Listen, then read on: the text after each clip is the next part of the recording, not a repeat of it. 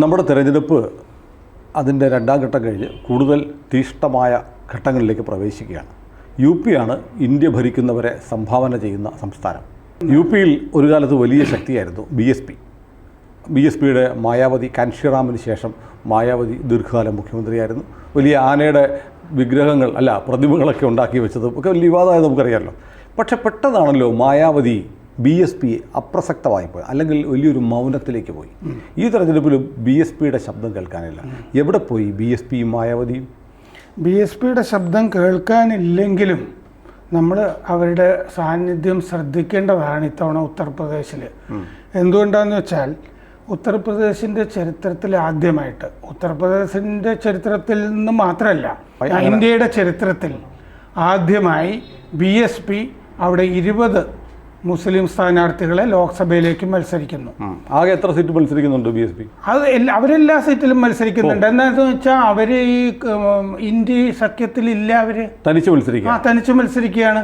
അപ്പോൾ തനിച്ച് അവരിങ്ങനെ മത്സരിക്കുകയും ഇങ്ങനെ ഇത്രയും മുസ്ലിം സ്ഥാനാർത്ഥികളെ നിർത്തുകയും ചെയ്തതുകൊണ്ട് ഇന്ത്യ കക്ഷികൾ, കോൺഗ്രസും എസ് പിയും ഒക്കെ ഇവരെ ബി ജെ പിയുടെ ബി ടീം എന്നാണ് ഇത്തവണ. മായാവതി കുറച്ചു കാലമായിട്ട് അങ്ങനെയല്ലേ? അതെ, വളരെ പെട്ടെന്നാണ് അവരൊരു വലിയ മൗനത്തിലേക്ക് പോയത്. അതെന്താന്ന് വെച്ചാൽ ധാരാളം കേസുകൾ ഉണ്ടായിരുന്നു, ഓർക്കുന്നില്ലേ? ഞാൻ നേരത്തെ പറഞ്ഞ ആന കേസ് മുതലുണ്ട്. ധാരാളം കേസുകൾ ഉണ്ട് അവരുടെ പേരിൽ. വലിയ ബംഗ്ലാവുകളൊക്കെ വെച്ചിട്ടല്ലേ അവർ താമസിക്കുന്നതും. ഒരുപാട് അഴിമതികൾ നടന്നിട്ടുണ്ട് അവരുടെ ഭരണത്തിൻ്റെ കാലത്തൊക്കെ. അതുകൊണ്ട് അങ്ങനെ ഒരു ആരോപണം പക്ഷേ ഇന്ത്യ മുന്നണികൾ ആരോപിക്കുന്നില്ല. കേസുകൾ മറ്റുള്ള പല കാര്യത്തിലും അവരുടെ പാർട്ടിയിൽ നിന്ന് ആളുകൾ പോകുമ്പോൾ, ഇപ്പോൾ അശോക് ചവാൻ പോവുകയാണെങ്കിൽ അവർ പറയും അയാളെ ED കൊണ്ട് പേടിപ്പിച്ചിട്ടാണ് ചെയ്യുന്നതെന്ന്. ഈ മായാവതിയെ പറ്റി അങ്ങനെ പറയാനുള്ള ഒരു ചങ്കൂറ്റം അവരുടെ പേടിയുണ്ട്. മായാവതി ഒരു കാലത്ത് ഈ പറഞ്ഞ പോലെ ദളിതുകളുടെയും മുസ്ലിങ്ങളുടെയും വലിയ പിന്തുണ ഉണ്ടായിരുന്ന പാർട്ടിയായിരുന്നു. ഇത്തവണ അവർക്ക് ഈ മുസ്ലിങ്ങൾ മാത്രമല്ല, അവർ 10ഓളം ബ്രാഹ്മണരും ഒക്കെ അവരുടെ പട്ടികയിലുണ്ട്, വേറെ ആളുകളൊക്കെ ഉണ്ട് അവരുടെ പട്ടികയിൽ. അപ്പോൾ അവർ SP 4 മുസ്ലിങ്ങളെ മാത്രമാണ് സ്ഥാനാർത്ഥിയാക്കിയിരിക്കുന്നത്. നമ്മുടെ ബി ജെ പി ഇതുവരെ പ്രഖ്യാപിച്ചതിൽ ഒരാളെ ഉണ്ടായിരുന്നുള്ളൂ, നമ്മുടെ മലപ്പുറത്തെ അബ്ദുൽ സലാം. അതെ, ഉത്തർപ്രദേശിൽ മുസ്ലിം സ്ഥാനാർത്ഥി ഇല്ല അവർക്ക്. അത് BSP ഉണ്ടല്ലോ എന്ന് പറയാം മറ്റുള്ളവർക്ക്. കോൺഗ്രസ്സിന് 2 മുസ്ലിം സ്ഥാനാർത്ഥിയേ ഉള്ളൂ അവർക്ക്, കോൺഗ്രസ്സിന്. അതുകൊണ്ട് ഈ മുസ്ലിങ്ങളെ നിർത്തിയതിന് എതിർത്ത് പറഞ്ഞു കഴിഞ്ഞാൽ ന്യൂനപക്ഷ പ്രശ്നം, പേടിയുണ്ട്, ആ വക പേടികളും ഉണ്ട്. ഈ ചില സീറ്റുകളിൽ BSP ചെയ്തിരിക്കുന്നത് മുതിർന്ന സ്ഥാനാർത്ഥികളുണ്ടല്ലോ, പലതവണയൊക്കെ ജയിച്ചവരുമൊക്കെ. ഇത്രയും പേരെ അക്കോമഡേറ്റ് ചെയ്യണമെങ്കിൽ അങ്ങനെ ചെയ്യണമല്ലോ, മാറ്റിയിട്ടുണ്ട് മുതിർന്ന ആളുകളെയൊക്കെ, എങ്ങനെയൊക്കെയോ ഒതുക്കിയിട്ടുണ്ട്. ഉദാഹരണത്തിന് ഈ അസംഗഡിൽ ബിം രാജ്ബാറെ മാറ്റിയിട്ട് പസ്മന്ത എന്ന് പറഞ്ഞാൽ ഏറ്റവും പിന്നാക്ക മുസ്ലിമാണെന്ന് പസ്മന്ത എന്നാണ് പറയുന്നത്.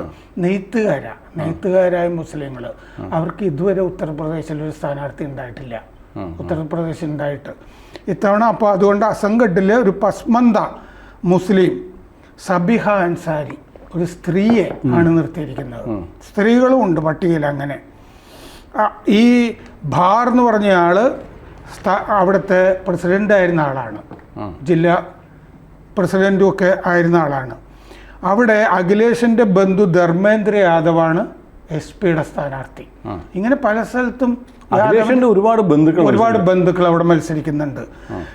BJP ആണ് ഈ പറഞ്ഞ അസംഗഡിൽ 2019 ജയിച്ചത്. ഇപ്പോൾ ഈ സബിഹ അൻസാരിയെ ബുങ്കർ കി ബേട്ടി എന്ന് വിളിക്കുന്നുണ്ട്, നെയ്ത്തുകാരുടെ കുട്ടി. അവരെ അവിടെ പോപ്പുലറായിട്ട് വന്നിട്ടുണ്ട് വളരെ. ബദോഹി, വാരണാസി, ഇതൊക്കെ നെയ്ത്തുകാരുടെ കേന്ദ്രങ്ങളാണ്. ഈ ലോക്സഭാ മണ്ഡലങ്ങളാണ് പറഞ്ഞത്. മോദിയുടെ മണ്ഡലമാണ്. അവിടെയൊക്കെ ഈ നെയ്ത്തുകാരായ മുസ്ലിങ്ങളുണ്ട്, പസ്മിന്ദ മുസ്ലിം. സാഹിബ് മുമ്പ് കോൺഗ്രസ്സിലായിരുന്നു, കോൺഗ്രസിൻ്റെ ലോക്കൽ നേതാവും ഒക്കെ ആയിരുന്നു. ഇപ്പോൾ ഇവർക്ക് വേണ്ടി സീറ്റ് കിട്ടാത്തതുകൊണ്ടാണ് അവർ ഈ BSPയിലേക്ക് വന്നിട്ട്. വാരാണസി, ഗോരഖ്പൂർ യോഗിയുടെ മണ്ഡലം, മഹാരാജ്ഗഞ്ച്, ബദോഹി, അംബേദ്കർ നഗർ, സന്ത് കബീർ നഗർ, ഇത്തരം സ്ഥലങ്ങളിലൊക്കെ നിൽക്കുന്നുണ്ട്. വാരാണസിൽ നിയാസ് അലി, ഗോരഖ്പൂരിൽ ജാവേദ് സിംനാനി, സഹറാൻപൂരിൽ മജീദ് അലി, രാംപൂരിൽ സീഷൻ ഖാൻ, മുജാഹിദ് ഹുസൈൻ അമ്രോഹയിൽ, അംനീസ് അഹമ്മദ് പിലിഭിത്തിൽ, ഇപ്പോൾ മറ്റേ ജിതേന്ദർ പ്രസാദ് മത്സരിക്കുന്ന സ്ഥലം വരുണിനെ മാറ്റിയിട്ട്, ഷൗക്കത്ത് അലി സാമ്പലിൽ, മൊറാദാബാദിൽ ഇർഫാൻ സൈഫി, പിന്നെ അഖിലേഷിൻ്റെ ബന്ധു ആദിത്യ യാദവ് എന്ന് പറഞ്ഞൊരാളും മത്സരിക്കുന്നുണ്ട്. ബദാവുനിൽ ആദിത്യ യാദവ് മത്സരിക്കുന്നുണ്ട്. അവിടെ മുസ്ലിം ഖാൻ എന്ന് പറഞ്ഞ സ്ഥാനാർത്ഥിയെ. അല്ല, അതിനിടയ്ക്ക് നമുക്ക് ഈ ഡീറ്റെയിൽഡ് പട്ടികയൊന്നും വേണ്ട. ഞാൻ പ്രധാനപ്പെട്ട കാര്യം ഇപ്പോൾ ഇവിടെ നമ്മുടെ റായ്ബറേലിയിലെ BJP സ്ഥാനാർത്ഥിയുടെ പേര് വന്നു. നേരത്തെയൊക്കെ പറഞ്ഞു കേട്ട പോലെ നൂപുർ ശർമ്മയൊന്നുമല്ല. അങ്ങനെ വലിയ നമ്മൾ കേട്ടിട്ടില്ലാത്ത ചിലപ്പോൾ അദ്ദേഹം അവിടെ പ്രശസ്തനായിരിക്കാം. അവിടെ ലെജിസ്ലേറ്റീവ് ദിനേശ് പ്രതാപ് സിംഗ് എന്നൊരു സ്ഥാനാർത്ഥിയാണ് വരുന്നത്. അപ്പോൾ അവിടെ നൂപുർ ശർമ്മ വന്നേക്കും പ്രിയങ്കയാണെങ്കിൽ എന്നുള്ള ഒരു വാദം നിഷ്ഫലമായി. അതിന് റിസൾട്ടില്ല. മാത്രമല്ല, രാഹുൽ അമേഠിയിൽ മത്സരിക്കുന്നു എന്ന് കേൾക്കുന്നു. അതുകൊണ്ട് ഉറപ്പിച്ചു കഴിഞ്ഞു. അതെ, രാഹുൽ അമേഠിയിൽ മത്സരിക്കും. അഖിലേഷ് അങ്ങനെ പറഞ്ഞു. അഖിലേഷ് യാദവിനെ വിളിച്ചിരുന്നു. അഖിലേഷ് യാദവിനെ കൺസൾട്ട് ചെയ്തു, ഞാൻ ഏത് സ്ഥലത്തും മത്സരിക്കണം. അപ്പോൾ റായ്ബറേലിയിൽ മത്സരിച്ച് ജയിക്കുന്നതിൽ കാര്യമില്ല, ജയിച്ചു എന്ന് മാത്രമേ ഉള്ളൂ. അമേഠിയിൽ ഒരു പോരാട്ടം നടത്തിയാൽ നിങ്ങൾ ദേശീയ നേതാവ് ആവുള്ളൂ.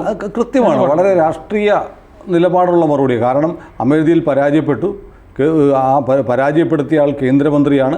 അവരെ സ്മൃതിയെ വീണ്ടും പരാജയപ്പെടുത്തിയാൽ രാഹുൽ ഗാന്ധിയുടെ കരിസ്മ വീണ്ടും ഉയർന്നു വരും. അപ്പോൾ അതിനുള്ള ധൈര്യം അദ്ദേഹത്തിന് ഉണ്ടോ എന്നുള്ളതാണ്. പക്ഷെ മാത്രമല്ല, മറ്റൊന്നും കൂടിയുണ്ട്. ഇപ്പം നമ്മുടെ ചാനലുകളൊക്കെ രാവിലെ മുതൽ കേൾക്കുന്ന ഒരു വാർത്ത, രാഹുൽ പാർട്ടിയോട് പറഞ്ഞു, ഞാൻ അമേഠിയിൽ മത്സരിക്കാം, പക്ഷേ വയനാട് വിടത്തില്ല. എന്തൊരു ബോഷ്കാണ് സാറേ. അത് ബോഷ്കാണ്. എന്താണെന്ന് വെച്ചാൽ രാഹുൽ ഗാന്ധി ഖാർഗെയോടെ ഒരു കണ്ടീഷൻ അസംബന്ധമാണ്. കാരണം അത് രാഹുൽ ഗാന്ധി തീരുമാനിച്ചാൽ മതിയല്ലോ. അദ്ദേഹമാണ് പാർട്ടിയുടെ ഉടമസ്ഥൻ, മുതലാളി. അത് അദ്ദേഹം തന്നെ തീരുമാനിച്ചിട്ട് അങ്ങോട്ട് പറഞ്ഞാൽ മതിയല്ലോ. ഇത് തീരുമാനം മറ്റേ കോൺഗ്രസിന്റെ പാർലമെന്ററി ബോർഡ് ചേർന്നിട്ട് ഖാർഗെക്ക് വിട്ടു എന്നൊക്കെ വാർത്ത വന്നത് കണ്ടില്ലേ? മുസ്ലിം ലീഗ് അന്ത്യശാസനം കൊടുത്തു എന്നൊക്കെ പണ്ട് ഇവിടെ വരുമായിരുന്നു കരുണാകരന്. എന്നിട്ട് 4ാമത്തെ അന്ത്യശാസനമൊക്കെ ഉണ്ടായിരുന്നു ലീഗ്. 4ാമത്തെ അന്ത്യശാസനം എന്നൊക്കെ പറഞ്ഞ പോലത്തെ അസംബന്ധമാണിത്. രാഹുൽ ഗാന്ധി വേണോ വേണ്ടയോ? നമ്മുടെ ഈ മലയാളം ടെലിവിഷൻ ചാനലിൽ പറയുന്ന ഇത് എനിക്ക് ബോഷ്കം തോന്നാൻ കാരണം, ഇപ്പോൾ രാഹുൽ പറയുകയാണ്, ഞാൻ അമേഠിയിൽ മത്സരിക്കാം, പക്ഷേ വയനാട് രാജിവെക്കത്തില്ല എന്ന് പറഞ്ഞാൽ ജയിച്ചാൽ അമേഠി രാജിവെക്കുമെന്നാണ്. അങ്ങനെ ജയിക്കുന്നെന്താണോ? അല്ല, ജയിക്കട്ടെ, ഇൻ കേസ് മത്സരിച്ചാൽ തന്നെ ഇത് പറഞ്ഞിട്ട് BJP ക്യാമ്പയിൻ ചെയ്യില്ലേ, ഇദ്ദേഹത്തെ വിജയിപ്പിച്ചാൽ ഇദ്ദേഹം രാജിവെക്കും, പിന്നെ എന്തിനാണ് വോട്ട് ചെയ്യുന്നത്? ഇന്ന് എൻ്റെ അതൊരു പക്ഷേ ഈ രാഹുലിനോടുള്ള സ്നേഹം മൂത്ത് വയനാടുകാരെ പറ്റിച്ചു എന്നുള്ളൊരു ഇമേജ് നമ്മൾ കഴിഞ്ഞ ദിവസം ചോദിച്ചിരുന്നു. അമേഠി രാഹുലിന് ഭാര്യയാണ്, വയനാട് ആര് എന്ന് നമ്മൾ ചോദിച്ചു. അതിൻ്റെ അകത്തൊരു പ്രശ്നമുണ്ട് സുനിലെ. എന്താന്ന് വെച്ചാൽ ഈ നേരത്തെ തന്നെ വേണമെങ്കിൽ അമേഠിയിലും മത്സരം അനൗൺസ് ചെയ്യാമായിരുന്നു. അങ്ങനെയാണെങ്കിൽ അത് വയനാട്ടുകാർ എങ്ങനെ എടുക്കും സംശയം ഉണ്ടായിരുന്നു. അല്ല, വയനാട് ഇലക്ഷൻ കഴിഞ്ഞപ്പോഴത്തേക്കല്ലേ രാമക്ഷേത്രത്തിൽ പോകുമെന്ന് പറഞ്ഞത്. അതെ, അപ്പോൾ വയനാട് കഴിഞ്ഞിട്ടേ അവിടുത്തെ സ്ഥാനാർത്ഥിത്വം അനൗൺസ് ചെയ്യേണ്ടതുള്ളൂ അവിടുത്തെ. അതുകൊണ്ടാണ് ഇതുവരെ അവിടെ ഒരു സ്ഥാനാർത്ഥിയെ നൈസായിട്ട് വയനാട്ടുകാർക്കിട്ട് തേച്ചു കൊടുത്തു. അതെ, അങ്ങനെയാണ് ചെയ്തത്. അവിടെ ഒരു സ്ഥാനാർത്ഥിയെ രണ്ടിടത്തും അനൗൺസ് ചെയ്യാതിരുന്നതും ഈ പല പേരുകളൊക്കെ ഇട്ട് കളിച്ചതും. അവസാനം ഷീല കൗളിൻ്റെ കൊച്ചുമകനായിരിക്കും അമേഠിയിൽ നിന്ന് വരെ പറഞ്ഞു, അല്ലെങ്കിൽ റായ്ബറേലിയിൽ. കാരണം റായ്ബറേലിയിൽ ഷീല കൗള്. പക്ഷെ അവിടെ നമ്മുടെ അളിയൻ പോസ്റ്റർ ഒട്ടിച്ചുകൊണ്ട് നടപ്പുണ്ട്. അത് നടക്കുന്ന കാര്യമല്ല. കാരണം എന്താണെന്ന് വെച്ചാൽ കുടുംബത്തിൻ്റെ അകത്ത് കലഹമുണ്ടെന്നാണ് എൻ്റെ സ്വപ്നം കൂടില്ല.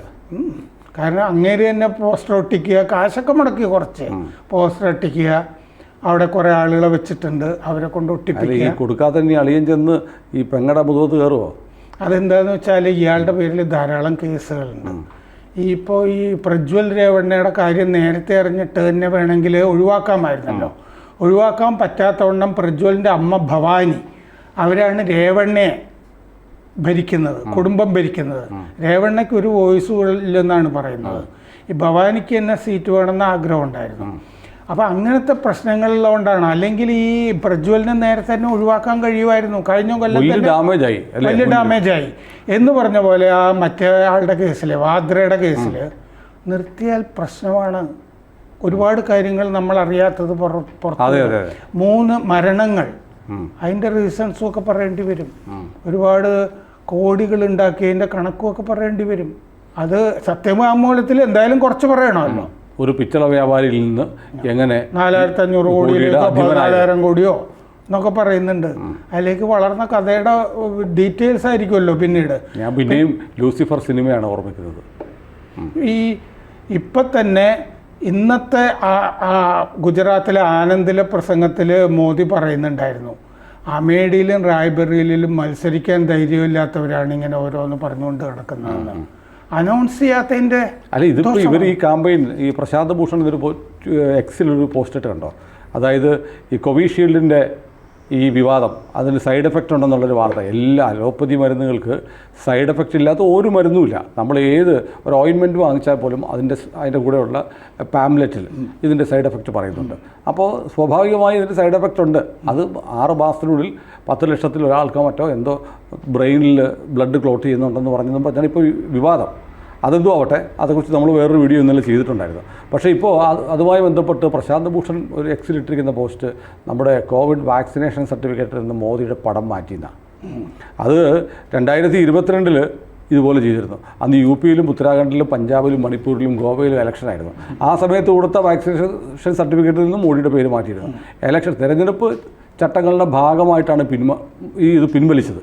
അതിപ്പം കോവിഷീൽഡിൻ്റെ പേരിൽ ഇങ്ങനൊരു സംഭവം എവിടെയോ UK-യിലെ ഏതോ കോടതിയിൽ പറഞ്ഞു എന്നൊരു പത്രവാർത്ത വന്നതിൻ്റെ അടിസ്ഥാനത്തിൽ എന്തൊക്കെ നുണകളാണ് പറയുന്നത്. അതും വളരെ റെയറായിട്ടാണ്. അത് ആദ്യത്തെ ഡോസ് കഴിഞ്ഞ് 27 ദിവസത്തിനകം ആ ലക്ഷണങ്ങൾ ബാധിക്കുന്നവരെ ഉണ്ടാവും. പിന്നെ ഇത് കോവിഡ് കാരണമാണോ വാക്സിൻ കാരണമാണോ എന്ന് പറയാൻ ബുദ്ധിമുട്ടാണ്. കാരണം പല കോവിഡുകളും അറിയാതെ പോകുന്നുണ്ടെന്നാണ് പറയുന്നത്. 50,000-ൽ ഒരാൾക്കാണത് വരാനുള്ള സാധ്യത. 50 അല്ല, 1 ലക്ഷത്തിലോ 10 ലക്ഷത്തിലോ ഞാൻ ഒരിടത്ത് വായിച്ചത് 1 ലക്ഷത്തിൽ ഒരാൾക്ക്, പിന്നിടത്ത് കണ്ടത് 10 ലക്ഷത്തിൽ. ഏതാണ് ശരിയെന്ന് അറിയില്ല.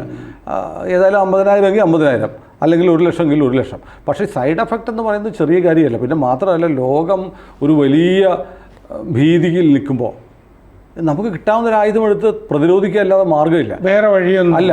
സാധാരണ മരുന്നുകളെല്ലാം ക്ലിനിക്കൽ ടെസ്റ്റുകൾ നടത്തി ഒരുപാട് വർഷങ്ങളെടുത്തിട്ടാണ് ചെയ്യുന്നത്. അതുവരെ കാത്തിരിക്കാൻ സമയമില്ലായിരുന്നു. ലോകത്തെ എല്ലാ രാജ്യങ്ങളും ചെയ്തത് അങ്ങനെ തന്നെയാണ്. പിന്നെ ഇത് ഈ പറഞ്ഞ പോലെ ആസ്ട്രാസെനക ഓക്സ്ഫോർഡ് സർവകലാശാലയുമായിട്ട് ചേർന്നുണ്ടാക്കിയ മരുന്നാണിത്.